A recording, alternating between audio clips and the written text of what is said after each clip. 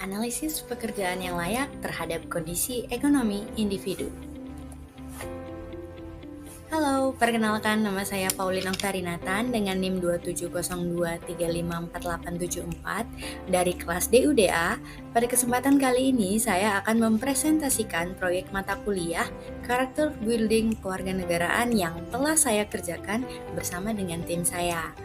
Judul proyek ini adalah analisis pekerjaan yang layak terhadap kondisi ekonomi individu.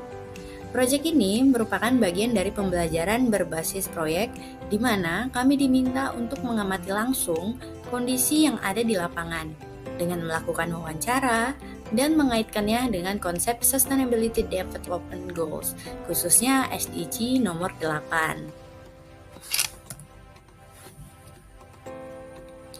Proyek ini berfokus pada SDG nomor 8, yaitu Decent Work and Economic Growth, atau dalam bahasa Indonesianya berarti pekerjaan layak dan pertumbuhan ekonomi.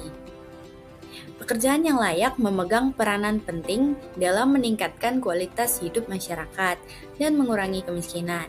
Konsep ini tidak hanya berbicara soal gaji yang memadai, tetapi juga mencakup keamanan kerja, jaminan sosial, lingkungan yang sehat, serta peluang untuk berkembang.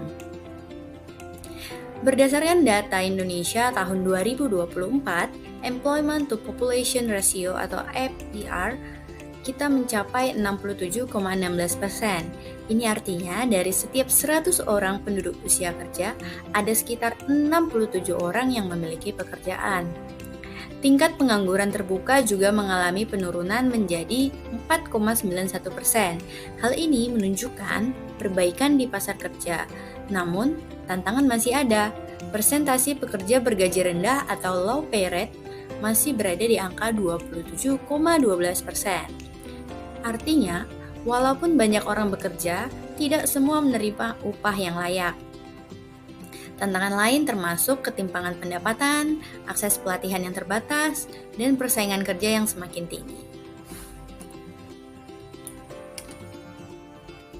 Kemudian, dari latar belakang tersebut, proyek ini bertujuan untuk menjawab 3 pertanyaan utama. Yang pertama, apa dampak pekerjaan yang layak terhadap kondisi ekonomi seseorang?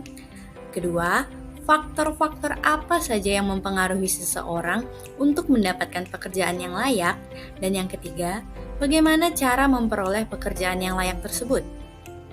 Rumusan masalah ini menjadi panduan saya dan tim saya dalam melakukan observasi dan wawancara, agar temuan yang diperoleh dapat relevan dengan tujuan proyek.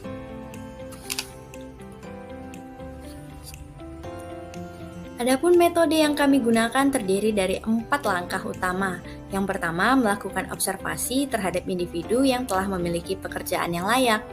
Yang kedua, melakukan wawancara mendalam untuk menggali informasi terkait pekerjaannya, tantangan yang dihadapi, serta dampak terhadap kondisi ekonomi. Dan yang ketiga, mengolah data hasil wawancara untuk mengidentifikasi poin-poin penting yang bisa dianalisis. Yang terakhir, menyusun laporan berdasarkan temuan di lapangan. Metode ini dipilih karena sederhana namun efektif untuk mendapatkan gambaran nyata tentang bagaimana pekerjaan layak mempengaruhi kehidupan seseorang. Narasumber kami adalah Setia Sukiansa yang bekerja sebagai PPIC di sebuah perusahaan manufaktur. Sebagai PPIC, beliau bertugas mengatur jadwal produksi, memastikan ketersediaan bahan baku, dan mengelola stok barang. Pekerjaan ini menuntut koordinasi yang baik antar departemen, khususnya dengan bagian gudang dan produksi. Latar belakang pendidikan beliau adalah teknik industri, sehingga sangat relevan dengan pekerjaan saat ini. Dari hasil wawancara, pekerjaan yang beliau jalani telah memenuhi kriteria pekerjaan yang layak. Perusahaan memberikan gaji sesuai UMK, menyediakan BPJS, cuti tahunan, THR, bonus, dan menciptakan lingkungan kerja yang sehat. Dari sisi ekonomi, pekerjaan ini memberikan penghasilan yang stabil, memungkinkan beliau membantu keluarga, mencicil kendaraan, bahkan menabung. Namun ada tantangan yang dihadapi seperti miskomunikasi antar departemen dan persaingan yang cukup ketat untuk mendapatkan promosi jabatan. Beliau juga menekankan bahwa untuk maju di perusahaan dibutuhkan inisiatif, performa yang konsisten, dan kemauan untuk terus belajar. Berdasarkan temuan ini, ada beberapa solusi yang dapat meningkatkan peluang memperoleh pekerjaan yang layak. Yang pertama, mengikuti pelatihan dan sertifikasi yang sesuai dengan kebutuhan industri, seperti pelatihan supply chain atau penguasaan Microsoft Excel yang pernah diikuti narasumber kami. Yang kedua, mengembangkan soft skill seperti komunikasi, manajemen waktu, dan kemampuan bekerja sama. Yang ketiga, memperluas jaringan atau networking karena banyak peluang kerja yang diperoleh melalui informasi dari orang terdekat. Dan yang keempat, peran pemerintah juga penting serta menyediakan pelatihan gratis yang relevan dengan pasar kerja serta memperketat pengawasan terhadap pelaksanaan aturan ketenagakerjaan. Melalui proyek ini, saya memahami bahwa pekerjaan yang layak bukan hanya sekedar tentang nominal gaji.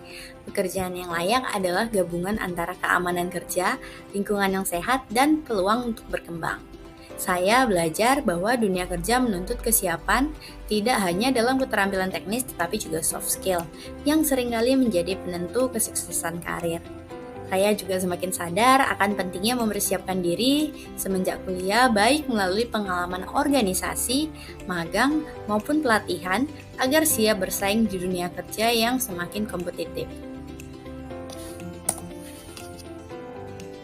Dari proyek ini, saya dapat menyimpulkan bahwa pekerjaan yang layak memberikan stabilitas ekonomi dan kesempatan berkembang bagi individu. Untuk mencapainya, dibutuhkan kolaborasi antara pekerja, perusahaan, dan pemerintah. Keterampilan yang terus diasah akan meningkatkan daya saing dan pada akhirnya berkontribusi pada pertumbuhan ekonomi yang inklusif dan berkelanjutan. Demikian presentasi dari saya mengenai analisis pekerjaan yang layak terhadap kondisi ekonomi individu. Semoga apa yang saya sampaikan dapat memberikan gambaran yang lebih jelas tentang pentingnya pekerjaan yang layak dan bagaimana kita bisa mempersiapkan diri untuk mencapainya. Terima kasih atas perhatiannya. Sampai jumpa.